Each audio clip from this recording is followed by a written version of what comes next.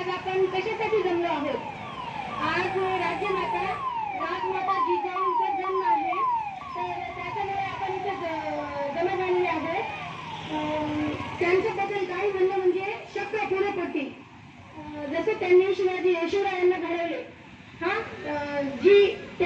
त्या जी आई बनवून दाखवले, जसं की त्यांनी शिवरायांचं पालन पोषण केलं आणि त्यांना चांगले विचार केले, तर प्रत्येक आईनं आपल्या लेकरांना तसे विचार दिले, तशी त्यांचं सारखं चाललंय, तर आज कुठलीही घटना होणार नाही, काही रेप हे ते वगैरे काहीच होणार नाही.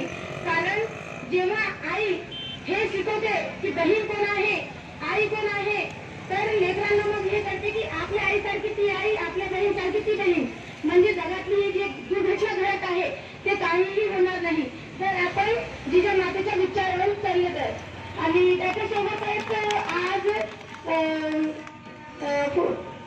स्वामी विवेकानंद म्हणजे युवा दिवस म्हणून साजरा करण्यात येत आहे ते पण.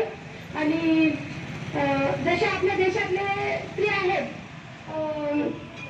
सावित्रीबाई फुले, जिजाऊ माता, रमामाता, अहिल्याबाई होळकर, झाशीची राणी लक्ष्मीबाई, तसे आपण त्यांचे लेखी आहोत हे सिद्ध करा की आम्ही त्यांचे लेखी आहोत. त्यांच्या मार्गावर चला, कुठेही मागे पाय घ्यायचं नाही, सगळीकडे आपण पुढे करायचं. म्हणजे जे कोणी आहे आपल्याला वोट उचलणार तो ऑटोमॅटिक आपल्याला पण खाणे म्हणून बाजूने जाणार. आपण कोणालाच घ्यायचं नाही, कशालाच घ्यायचं नाही.